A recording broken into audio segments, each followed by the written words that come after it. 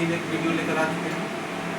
आज हम लोग एमएल करके आपको पता चल गया होगा कि विद्युत आवेश और विद्युत क्षेत्र का वर्णन करने वाले फिजिक्स का, और आप सबको इतना जरूर कहेंगे कि 1 घंटा 2 घंटा जितना का भी क्लास है बढ़िया से देखिए।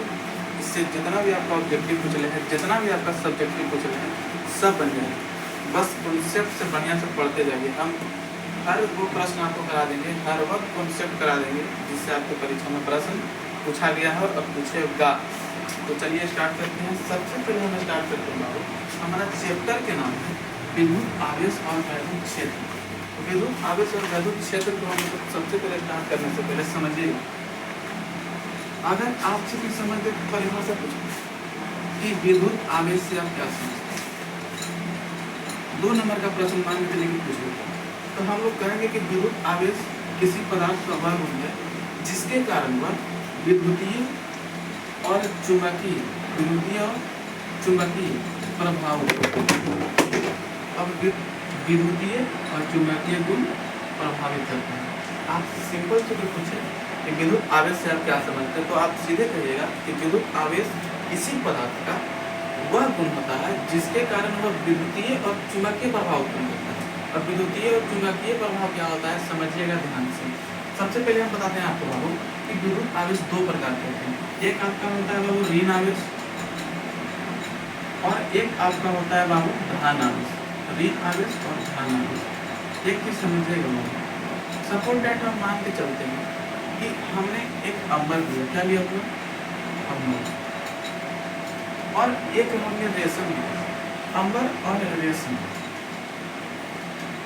अंबर और रेशम को लिया, तो ये दोनों आपस में जैसे हमने इसको रगड़ा, तो रगड़ने के बाद जो ये आपका अंबर आप देख रहे हैं, अंबर एक पत्थर टाइप का होता है, चमकीले और वजनदार होता है। आज से करीब 2600 साल पहले, कितने साल पहले, 2600 साल पहले थेल्स नाम के वैज्ञानिक थे, उन्होंने ही इसको एक्सपेरिमेंट किया था। अंबर को लिया और रेशम को लिया। अंबर और रेशम को जैसे ही उन्होंने लिया और घर्षण यानी रगड़ा, तो रगड़ने के बाद उन्होंने क्या देखा ना कि अंबर जो है छोटे छोटे कणों को अपनी ओर खींच ले रहा है। अब छोटे छोटे कणों को अपनी ओर खींच लेने का मतलब क्या है, वो चुंबकीय प्रभाव उत्पन्न कर रहा है। चुंबक का मतलब क्या होता है, किसी वस्तु को खींचना, तो वही ना चुंबकीय प्रभाव उत्पन्न किया। तो हमने सटीक परिभाषा आज, फिर उसके बाद कई सारे वैज्ञानिक हैं और उन लोगों ने बताया कि विद्युत आवेश जो होता है किसी पदार्थ का वह गुण होता है जिसके कारण वो विद्युतीय और चुंबकीय प्रभाव उत्पन्न करता है, जिसे विद्युत आवेश कहते हैं। और विद्युत आवेश को क्यू से सूचित करते हैं। और विद्युत आवेश कितने प्रकार के होते हैं, एक आपका होता है ऋण आवेश, एक होता है आपका धन आवेश। एक समझिएगा एग्जाम्पल, सपोज दैट बाबू आप मान के चलिए कि मैंने एक आपको लिया, मैंने कोई शर्ट लिया, बताइए कपड़ा नहीं होता है, उस कपड़ा का मैंने एक शर्ट लिया जो पहना है, और मैंने एक बैलून लिया। अब मैंने शर्ट और बैलून को जैसे ही रगड़ा, तो क्या हुआ ना कि जो बैलून है, बैलून में माइनस बहुत ज़्यादा है, ज़्यादा मात्रा में, और प्लस जो है इस कपड़े में नहीं रहे, कपड़े में ही रह गए। तो यहाँ से समझिए क्या हुआ कि जैसे मैंने कपड़ा, शर्ट को और बैलून को आपस में रगड़ा, तो बैलून में माइनस आ गया। माइनस कहने का मतलब कि ऋण आवेश आ गया, और कपड़ा में क्या गया, धन आवेश आ गया। अब यहाँ से 2 परिभाषा और निकल गई कि अब माइनस इसमें ज़्यादा है और इसमें तो माइनस बहुत कम मात्रा में। तो बोलेंगे कि जिसमें इलेक्ट्रॉन की अधिकता होती है उसको ऋण आवेश कहते हैं, और जिसमें इलेक्ट्रॉन की कमी होती है उसे क्या कहेंगे, धन आवेश कहेंगे। अब यहाँ से एक और कॉन्सेप्ट समझिए कि बाबू अगर आपका आवेश पता नहीं 2 प्रकार होगा, अगर आपका धन आवेश, एक सेकेंड, धन आवेश रहेगा और एक और आपका धन आवेश रहेगा, तो ये एक दूसरे को प्रतिकर्षित करेंगे। प्रतिकर्षित करने का मतलब होता है बाबू ये एक दूसरे को ढकेलेंगे, ये इस तरफ जाएगा, ये इस तरफ जाएगा। उसी सेम कंडीशन है कि अगर एक हम ऋण आवेश ले लेते हैं और एक और हम ऋण आवेश ले लेते हैं, तो ये दोनों भी एक दूसरे को क्या करेंगे, प्रतिकर्षित करेंगे। ये भी इस तरफ जाएगा, इस तरफ जाएगा। लेकिन जैसे ही हम ले लेते हैं धन आवेश और एक हम ले लेते हैं ऋण आवेश, एक धन और एक ऋण जैसे ही मैंने लिया, ये एक दूसरे को आकर्षित करने लगे।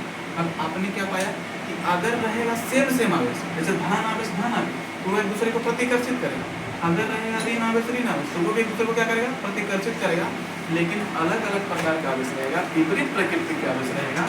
एक धन एक ऋण आवेश रहेगा तो वो एक दूसरे को क्या करेगा बाबू, आकर्षित। आकर्षित करने का मतलब कि एक दूसरे को पास लाएंगे। ये कॉन्सेप्ट आपको समझना चाहिए।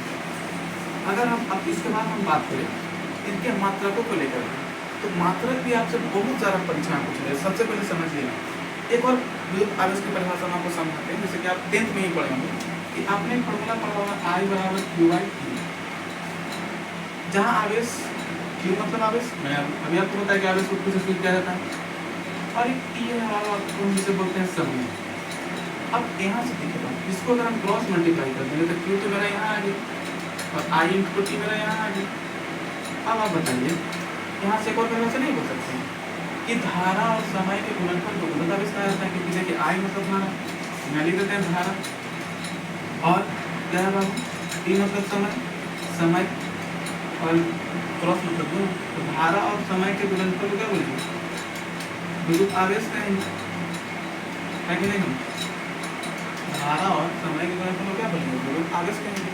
अब यहाँ से कुछ समझिएगा कि ये तो मैंने आपको परिभाषा लिख बताया, लेकिन इसके जितने सारे मात्रक होते हैं वो मैं आपको भी करवाता हूँ। ये देखिए इसके पूरे मात्रक क्या क्या है। सबसे पहले अगर हम एसआई यूनिट की बात करें तो एसआई यूनिट में देखिएगा, एसआई यूनिट में एक तो आपका ऐसा मात्रक होता है विद्युत आवेश का, ऐसा मात्रक फर्स्ट ऐसा मात्रक देखिए फर्स्ट एक तो आपका होता है कूलम, ठीक है, कूलम पहला होता है। लेकिन आपसे जानते हैं 2021 में क्या प्रश्न पूछा गया है, पहले उसको हम आपको कॉन्सेप्ट सिखा देते हैं। देखिए I Q बराबर में क्या पढ़ा, I इंटू T। अब बताइए धारा, I मतलब धारा का ऐसा मतलब होता है एम्पियर, जगह हम A से यूज करते हैं, और गुणे इंटू समय कैसा मतलब समय कैसा मतलब सेकंड। हाँ ये पूछ लेते हैं कि एम्पियर सेकंड किसका ऐसे मतलब होता है, ये देखिए क्या ऐसा मतलब आवेश। आप लोग तो पढ़े थे खाली कूलम की, लेकिन 2021 में तो पूछ रहे हैं कि एम्पियर सेकंड किसका मात्रक होता है, तब तो दिक्कत नहीं होगा। अब आएगा ऑब्जेक्टिव तो बना दीजिएगा, एम्पियर सेकंड किसका मात्रक होता है बाबू, विद्युत आवेश का। एक कूलम एक एम्पियर सेकंड। और हाँ एक सीजीएस पद्धति में आपसे पूछेंगे, अब बताइए कि सीजीएस पद्धति में विद्युत आवेश का ऐसा मात्रक क्या होता है। तो सीजीएस पद्धति में विद्युत आवेश का ऐसा मात्रक होता है स्टेट कूलम, स्टेट कूलम। अब ये सब प्रक्रिया तो रहती है तीन जैसे ऐसा मतलब एक एम्पियर सेकंड, एक कूलम और एक आपका स्टेट कूलम सीजीएस पद्धति में। लेकिन और भी पैटर्न से पूछता है, आपसे पूछ देगा कि विद्युत आवेश के सबसे बड़ा मात्रक क्या होता है और सबसे छोटा मात्रक क्या होता है। तो मैं आपको बता दूं कि विद्युत आवेश का सबसे बड़ा मात्रक होता है बाबा का फैराडे। देखिए मैं यहाँ लिख देता हूँ, सबसे बड़ा, अगर सबसे बड़ा पूछेगा विद्युत आवेश कैसे मात्रक, विद्युत आवेश का सबसे बड़ा ऐसे मात्रक पूछेगा तो हम मारेंगे फैराडे, ठीक है, क्या बोलेंगे बाबू फैराडे। और एक फैराडे में होता है बाबू 96,500 कूलम। ये भी आपको याद रखना बहुत जरूरी है। आपसे सबसे बड़ा मात्रक पूछेगा फैराडे, और एक फैराडे में कितना होता है तो 96,500 कूलम आपको याद रखना पड़ेगा। और सबसे छोटा मात्रक की अगर बात करें, सबसे छोटा मात्रक की अगर बात करें, सबसे छोटा मात्रक की मात्रक अगर हम बात करें तो होता है ESU। ESU का मतलब इलेक्ट्रोस्टैटिक यूनिट। और ये भी पूछता है, देखिए 2011 में सवाल पूछ लेता, 2011 में पूछ लेता कि एक कूलम में कितना होता है ESU। तो एक कूलम में 3 × 10⁻⁹ देखिए एक कूलम में पूछेगा कि एक कूलम में कितने होते हैं ESU, तो बोलेगा 3 × 10⁻⁹ ESU। लेकिन अगर आपसे पूछ दे कि एक ESU में कितना होता है तो बोलेंगे 1/3 × 10⁻⁻⁹ कूलम। ये आपका पूछ लिया 2012 में। आपसे 2011 में पूछ लिया है कि एक कूलम में कितने ESU, तो 3 × 10⁻⁹ ESU। और बेकर पलट दिया तो ESU को तो एक पलटेंगे ना नीचे, तो पलटेंगे तो 3 के 1/3 आ जाएगा, और ऊपर 10⁻9 है, 10⁻9 को ऊपर ले जाएंगे तो 10⁻−9 हो जाएगा, जैसे ये है। ये 2012 में पूछ लिया। इतना आपको याद करना पड़ेगा, सिर्फ मात्रक। समझ रहे हैं कितना पूछ लिया आपका मात्रक में, देख सकते हैं। और इसके बाद क्या इंपॉर्टेंट है, एक आपका इंपॉर्टेंट है आवेश संरक्षण का सिद्धांत। आवेश संरक्षण का सिद्धांत क्या होता है बराबर समझिएगा। आवेश संरक्षण का सिद्धांत बाबू ये आपका लघु उत्तरीय प्रश्न पूछ चुका है। कब पूछा है? 2020 में पूछा है और 2020 के बाद 2022 में पूछा है, और मेरे हिसाब से, अनुभव के हिसाब से ये 2026 में पूछने वाला सवाल है। इसको आप थोड़ा सा नोट डाउन करिएगा। आवेश संरक्षण का सिद्धांत क्या होता है? कहते हैं कि आवेश संरक्षण सिद्धांत के अनुसार ना ही आवेश को हम लोग नष्ट कर सकते हैं और ना ही हम लोग निर्माण कर सकते हैं, इसका केवल स्थानांतरण होता है। बिल्कुल सच बात है। आप बताइए, जैसे कि हम एक बॉडी से, जैसे एक वस्तु को लेकर हम ऐसे घर्षण कर दे रहे हैं, तो एक में क्या हो जाता है? इलेक्ट्रॉन की अधिकता हो जा रही है और एक में इलेक्ट्रॉन की कमी हो जा रही है। जेकरा में अधिकता हो रहा है ऋण आवेश, जेकरा में कम हो रहा है धन आवेश, यही ना हो रहा है। लेकिन कहीं तो नष्ट नहीं हो रहा है, निर्माण भी नहीं हो रहा है, वो वस्तु में पहले ही से पाया जाता है, घर्षण करने के बाद हो जाता है कि नहीं? तो आपसे सीधे पूछेगा कि आवेश संरक्षण का सिद्धांत क्या है, तो आप बोलिएगा आवेश संरक्षण सिद्धांत के अनुसार ना ही आवेश को नष्ट कर सकते हैं और ना ही आवेश का निर्माण कर सकते हैं, इसका केवल एक स्थान से दूसरे स्थान तक स्थानांतरण होता है। देखें, ऋण आवेश एकरा में चल जाता है, एकरा में चल जाता है कि नहीं? बस यही है आपका, समझ में आया। और इसके बाद आपको क्या पढ़ना है? इसके बाद थोड़ा सा आपको पढ़ना है आवेश का क्वांटिकल। आवेश का क्वांटीकरण। अब आवेश का क्वांटीकरण कहता है कि आवेश का क्वांटीकरण हमेशा जो आवेश होता है वो पूर्ण गुणज होना चाहिए, यानी सिंपल सी भाषा में ना ही आपका दशमलव में होना चाहिए और ना ही आपका किसी भाग में होना चाहिए, डायरेक्ट आपका संख्या बाई संख्या में होना चाहिए। जैसे 1 2 3 4 5 6 10 12 ऐसे करके। देखिए, आपका पी वाई को पूछो कर लेता कि निम्नलिखित में से कौन संभव है। ऑप्शन ए दे लेता है आपका 100, ऑप्शन बी आपका दे लेता है आपका 4.2, ऑप्शन सी आपका दे लेता है 10, ऑप्शन डी आपका दे लेता है 8। अब आप ही बताइए, संभव नहीं है। संभव कौन नहीं है? आवेश का क्वांटीकरण कौन सी कहता है कि आवेश हमेशा पूर्ण गुणज होना चाहिए, Q बराबर LE, ठीक है ना? अब बताइए, कोई नहीं हो सकता। मैंने आपको बताया दशमलव में नहीं होना चाहिए और ना ही भाग में, बाकी संख्या में होना चाहिए। सही ये होगा, ये होगा, ये होगा, लेकिन दशमलव वाला नहीं होगा, ताकि ये हमारा क्या हो जाता है? आंसर हो जाता है। अब आप बस आवेश का क्वांटीकरण में दिक्कत मत करिएगा। एक और हम आपको समझाते हैं।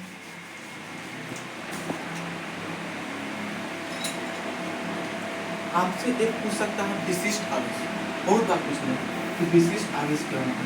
देखिएगा विशिष्ट आवेश के बारे में। विशिष्ट आवेश, विशिष्ट आवेश, देखिए विशिष्ट आवेश क्या होता है ना?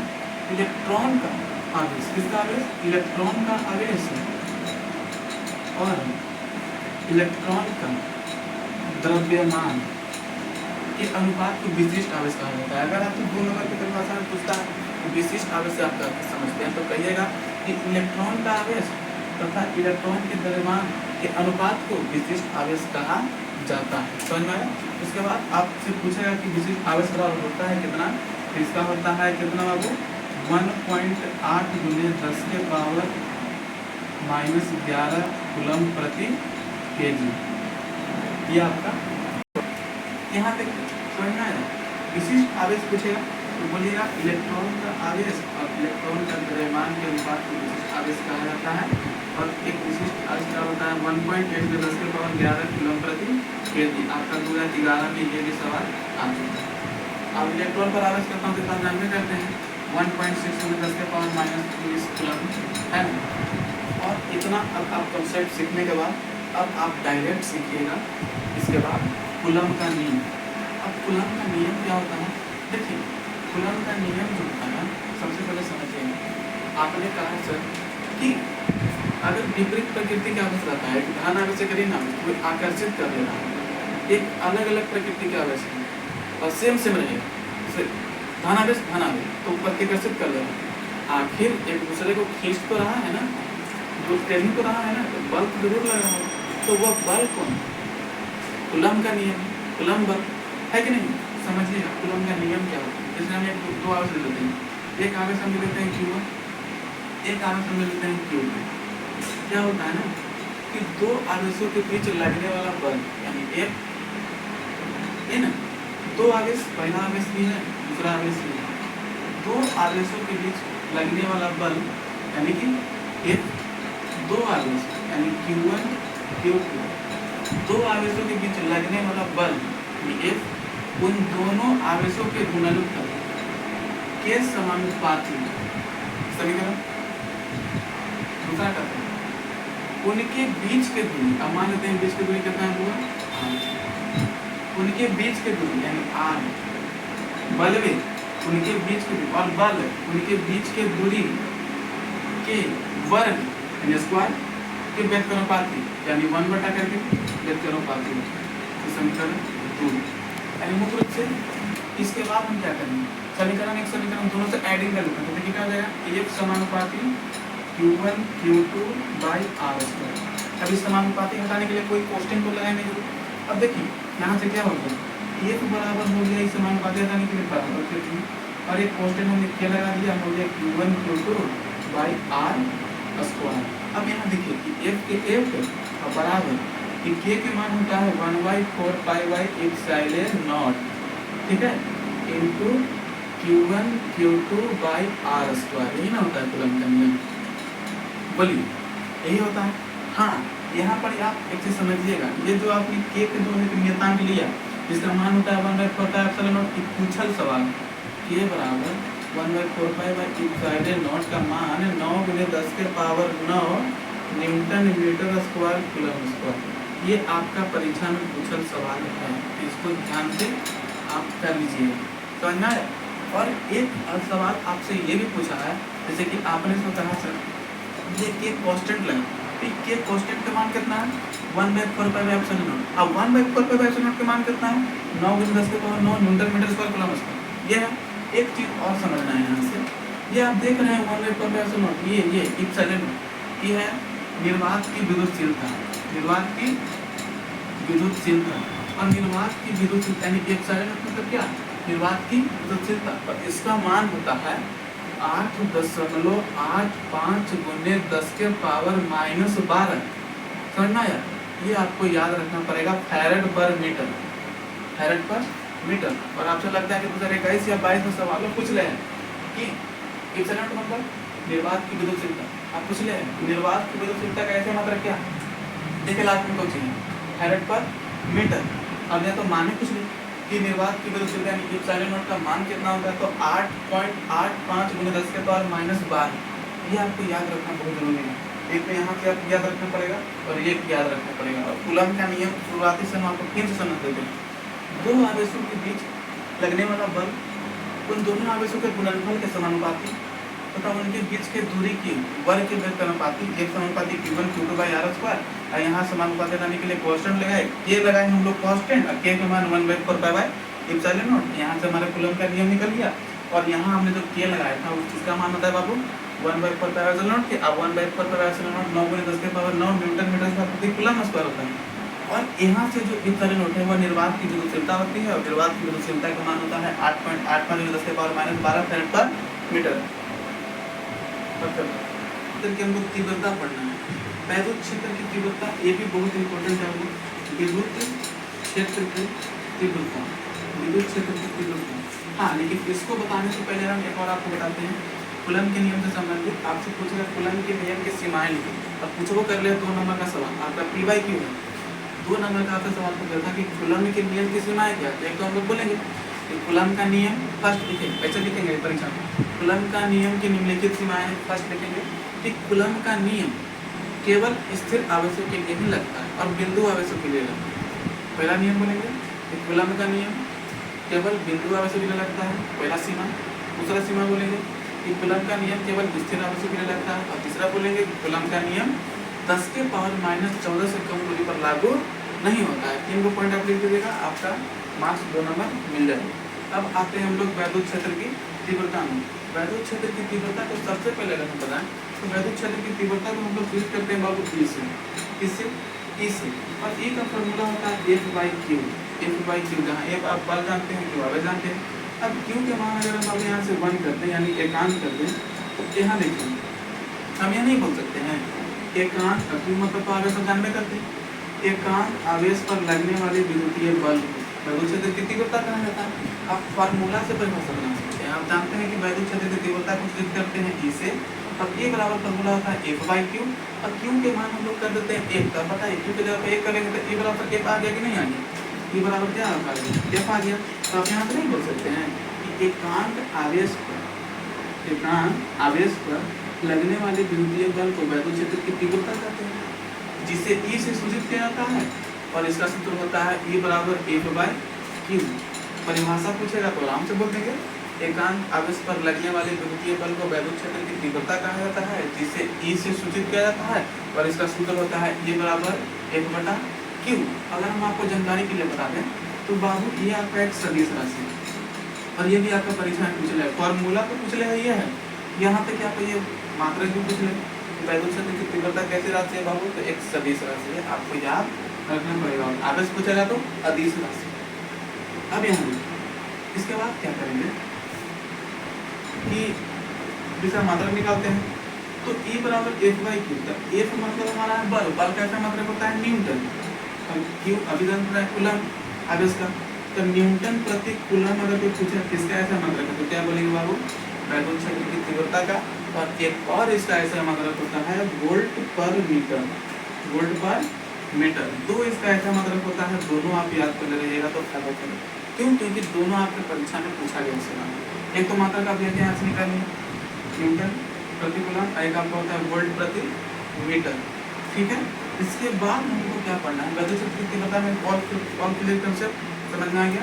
अब आगे हम लोग चलते हैं विद्युत द्विध्रुव आघूर्ण। ये भी बहुत सवाल पूछता है, विद्युत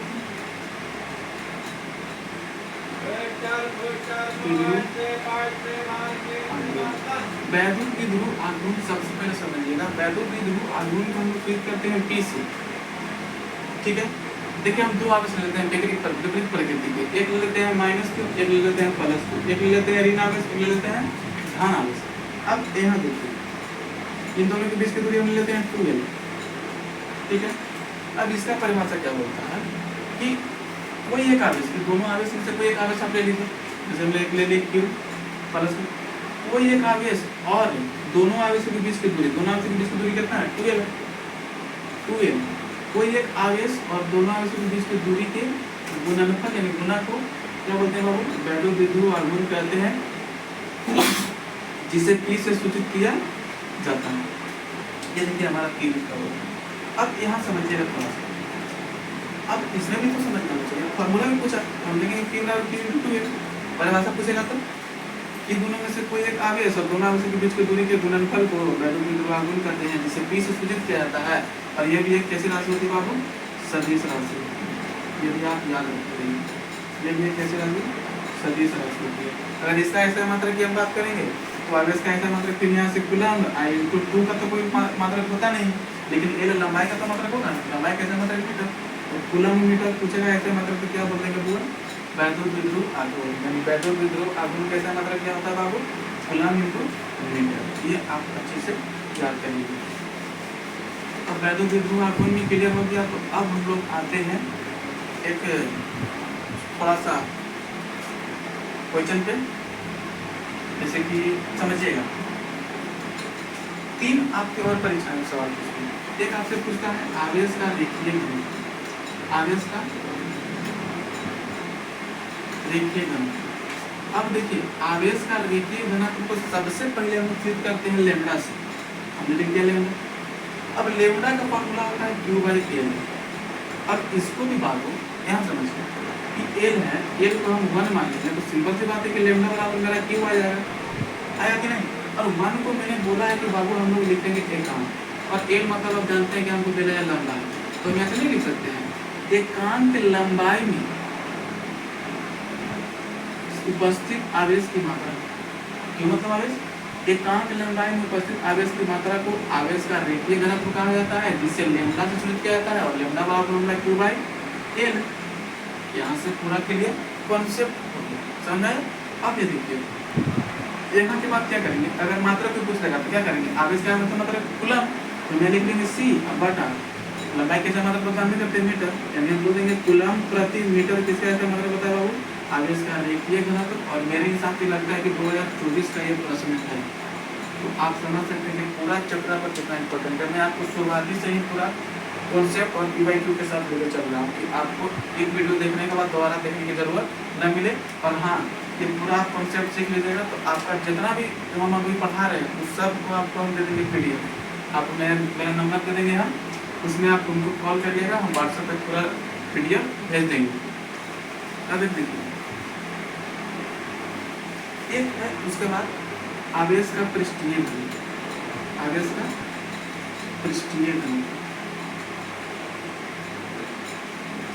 अब आवेश का पृष्ठीय घनत्व क्या होता है? आवेश का पृष्ठीय घनत्व को हम लोग क्लिक करते हैं सिग्मा से, तो मैं लिख दिया सिग्मा। अब सिग्मा बराबर फॉर्मूला होता है Q/A। अब ध्यान ये फॉर्मूला हो गया, सिग्मा बराबर Q/A आवेश का पृष्ठीय घनत्व। अब A के मान भी हम उसी तरह करेंगे, A के मान भी हम 1 मानेंगे, तो सिग्मा बराबर क्यों नहीं आ गया? बोले तो बाबू आ गया। अब एक मतलब क्या होता है मेरे भाई? एकांक।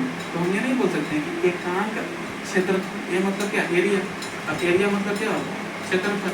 तो हम बोलेंगे एकांक क्षेत्रफल में उपस्थित आवेश, आवेश का पृष्ठीय घनत्व कहते हैं, जिसे सिग्मा तो फिर क्या आता है? सिग्मा का फॉर्मूला Q/A। अब मात्रक पूछेगा तो आवेश कैसा मात्रक कूलम, क्षेत्रफल कैसा मात्रक मीटर स्क्वायर, यानी कूलम प्रति मीटर स्क्वायर आवेश का पृष्ठीय घनत्व का मात्रक होता है। इसका भी पूरा कॉन्सेप्ट क्लियर। एक और आपसे पूछता है, एक और आपसे पूछता है आवेश का आयतन घनत्व। अब बताइए आवेश का आयतन घनत्व पूछेगा तो आवेश का आयतन घनत्व सबसे पहले शुरू करते हैं हम लोग रो से। किसे हुआ? रो से। फॉर्मूला होता है रो बराबर Q/V। अब यहाँ देखिए V को भी हम लोग मान लेंगे 1, यानी एकांक मान लेंगे, और V मतलब जानते हैं वॉल्यूम, वॉल्यूम मतलब होता है मेरा भाई आयतन। तो यहाँ से भी वही करेंगे, एकांक आयतन में उपस्थित आवेश की मात्रा को आवेश का रेखीय घनत्व कहते हैं, जिसे लेमडा से सूचित किया जाता है, और इसका मात्रक पूछेगा तो आवेश कैसा मात्रक कूलम। अब बता आपका आयतन कैसा मात्रक मीटर क्यूब होता है, तो हम बोलेंगे कूलम प्रति मीटर क्यूब। इसका मतलब आवेश का आयतन घनत्व। और ये भी आपका P/Q है, यानी प्रीवियस ईयर क्वेश्चन है, जो आपका प्रश्न में आपके पिछले मतलब की परीक्षा में पूछे हुए सब सवाल है। अब यहाँ से आपको पढ़ना है विद्युत फ्लक्स। ये भी आपका P/Q, ये भी आपका P/Q विद्युत फ्लक्स। अब विद्युत फ्लक्स में क्या होता है कि सबसे पहले समझना, इसका अगर मैं आपको परिभाषा बोलूँ तो आप ये बोल सकते हैं कि विद्युत क्या, विद्युत क्षेत्र में स्थित किसी पृष्ठ से गुजरने वाले विद्युत बल रेखाओं की संख्या को विद्युत फ्लक्स कहा जाता है। विद्युत क्षेत्र में स्थित, इसमें वैद्युत क्षेत्र। अब मैं आपको वैद्युत क्षेत्र बताऊं तो किसी आवेश का वह क्षेत्र जहाँ तक उसकी शक्ति कायम रहती है उसे वैद्युत क्षेत्र कहा जाता है। किसी आवेश का वह क्षेत्र जहाँ तक उसका शक्ति हो, मतलब जहाँ तक उसका रेंज हो, मतलब कि पावर, उसके अलावा वो काम न कर, उतने में ही काम करे, उसको कहते हैं वैद्युत क्षेत्र। आपसे परीक्षा में पूछ सकता है वैद्युत क्षेत्र से आप क्या करना, तो बोले किसी आवेश का वह क्षेत्र जहाँ तक उसकी क्षमता या ताकत होती है कि नहीं। अब हमने क्या बोला? वैद्युत फ्लक्स। ये भी आपका P/Q। इसमें क्या होता है कि वैद्युत क्षेत्र में स्थित, इसमें स्थित विद्युत क्षेत्र में, अब विद्युत क्षेत्र में स्थित कोई एक पृष्ठ है, उस पृष्ठ से जितने सारी विद्युत बल रेखाएं गुजरेंगी उसको बोलते हैं वैद्युत फ्लक्स। ठीक है, जैसे मान लेते हैं कि बाबू कोई आवेश है, कोई आवेश का एक अपना क्षेत्र होता है जिसे बोलते हैं वैद्युत क्षेत्र। वैद्युत क्षेत्र में एक पृष्ठ है, इस पृष्ठ से गुजरने वाली विद्युत बल रेखाएं गुजर रही है ना, सब गुजर रही है, सब विद्युत बल रेखाएं गुजर रही है, तो इनकी संख्याओं को हम लोग बोलते हैं वैद्युत फ्लक्स। आप सीधे से बोलिएगा कि विद्युत क्षेत्र में रखे हुए किसी पृष्ठ से गुजरने वाले विद्युत बल रेखाओं की संख्या को विद्युत फ्लक्स कहा जाता है, जिसे I से सूचित किया जाता है, I से सूचित किया जाता है। और इसका फॉर्मूला होता है वैद्युत क्षेत्र यानी कि E, और कोई पृष्ठ का क्षेत्रफल यानी A, यानी कि वेक्टर EA cos थीटा, इसका फॉर्मूला होता है। अगर यहाँ से अगर हम इसकी मात्रा की बात करें बाबू, तो वैद्युत क्षेत्र का मात्रा का तो ध्यान में करते हैं, क्या होता है वो न्यूटन प्रति कूलम इंटू क्षेत्रफल का मीटर स्क्वायर, यहाँ से हो जाएगा क्या न्यूटन इंटू मीटर स्क्वायर प्रति कूलम हो जाएगा विद्युत फ्लक्स का ऐसा मात्रक। और एक और इसका ऐसा ही मात्रक होता है वोल्ट मीटर, क्या होता है वो VN, यानी वोल्ट इंटू मीटर। ये आपका P/Q पूरा P/Q करना है। विद्युत फ्लक्स पूछेगा तो बोलेंगे वैद्युत क्षेत्र में रखे हुए किसी पृष्ठ से गुजरने वाली वैद्युत बल रेखाओं की संख्या को वैद्युत फ्लक्स कहा जाता है, जिसे फाई जिसमें लिखा जाता है कि वैद्युत क्षेत्र है, कोई पृष्ठ है, गुजरने वाली जितनी भी बल रेखाओं की संख्या होगी उसे वैद्युत फ्लक्स कहेंगे, जिसे फाई से सूचित किया जाता है। Formula E cos theta, E का फॉर्मूला आप जानते हैं मात्रा न्यूटन प्रति कूलम इनटू क्षेत्रफल का metre square, newton into metre square प्रति कूलम विद्युत फ्लक्स का आता है मात्रा।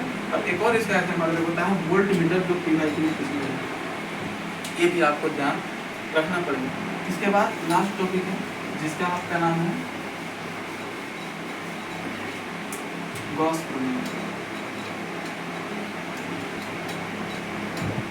गॉस प्रमेय, अब गॉस प्रमेय क्या होता है कि किसी बंद पृष्ठ से गुजरने वाला संपूर्ण विद्युत फ्लक्स, मान लेते हैं बाबू कोई बंद पृष्ठ है, उस बंद पृष्ठ से गुजरने वाला संपूर्ण विद्युत फ्लक्स, अब विद्युत फ्लक्स को किससे करते हैं, फाई से कोई बंद पृष्ठ है उससे गुजरने वाला संपूर्ण विद्युत फ्लक्स, उसमें उपस्थित आवेश की 1/ε0 के गुना के बराबर होता है, जिसे विद्युत फ्लक्स कहते हैं, जिसे गॉस प्रमेय कहते हैं। किसी बंद पृष्ठ से गुजरने वाला संपूर्ण विद्युत फ्लक्स उसमें उपस्थित आवेश के 1/ε0 के गुना के बराबर होता है, जिसे गॉस प्रमेय कहते हैं, और यही ना गॉस प्रमेय होता है। ठीक, ये आपका हो गया completely one shot first chapter के विद्युत आवेश और विद्युत क्षेत्र। इससे बाहर आपका प्रश्न नहीं पूछेगा। हाँ, एक बार मैंने छोड़ दिया था कि विद्युत आवेश के गुण, ठीक है, विद्युत आवेश के गुण लिखने के लिए आपसे 2 नंबर का सवाल पूछेगा, शायद पूछा है 2012 में, तो आप बोल सकते हैं कि विद्युत आवेश एक अदिश, ऐसे लिख लीजिएगा, विद्युत आवेश एक अदिश राशि होते हैं, और विद्युत आवेश अगर समान प्रकृति के रहेंगे, धन आवेश तो वे एक दूसरे को प्रतिकर्षित करेंगे, और विसमान यानी कि अलग अलग प्रकृति के रहेंगे, ऋण आवेश एक धन आवेश रहेगा तो वे दूसरे को आकर्षित कर लेंगे। एक और लिखेगा विद्युत आवेश संरक्षित होते हैं, मैंने आपको अभी जस्ट बताया कि 2022 और 2020 में पूछा था आवेश संरक्षण का सिद्धांत, हमने उसमें क्या पढ़ा था कि आवेश संरक्षण सिद्धांत के अनुसार आवेश का ना ही हम लोग निर्माण कर सकते हैं और ना ही हम लोग नष्ट कर सकते हैं, इसका केवल स्थानांतरण होता है, एक स्थान से दूसरे स्थान में जा सकता है, बस। तो वही में बोलेंगे आवेश संरक्षित होते हैं, आवेश योगात्मक होते हैं, योगात्मक करने का मतलब कि आवेश को हम जोड़ सकते हैं। कोई बॉडी है, मान लेते हैं कि कोई बैलून है बाबू, उसमें 4 है आवेश, 5 आवेश, 6 आवेश, इस सब के हम जोड़ सकते हैं, 6 4 10 10 15 आवेश टोटल, इस तरह हम जोड़ सकते हैं, इस तरह हम लोग बोलते हैं इसे योगात्मक होता है। इसके बाद आपका चैप्टर हो गया द एंड हुआ, इसमें एक गॉस प्रमेय साबित करने के लिए होता है, और एक विद्युत क्षेत्र की तीव्रता का व्यंजक प्राप्त करने के लिए पूछता है। हाँ, एक और फॉर्मूला आप लोग लिख लीजिएगा कि विद्युत क्षेत्र की तीव्रता का एक और फॉर्मूला होता है 1/4πε0 Q/r², ये भी आपका P/Q है, P/Q। अब ये आया कहाँ से, तो देखिए थोड़ा सा आपने अभी 10 पढ़ा था विद्युत क्षेत्र की तीव्रता, ये बराबर क्या 1/q पढ़ा था कि नहीं, बोलिए।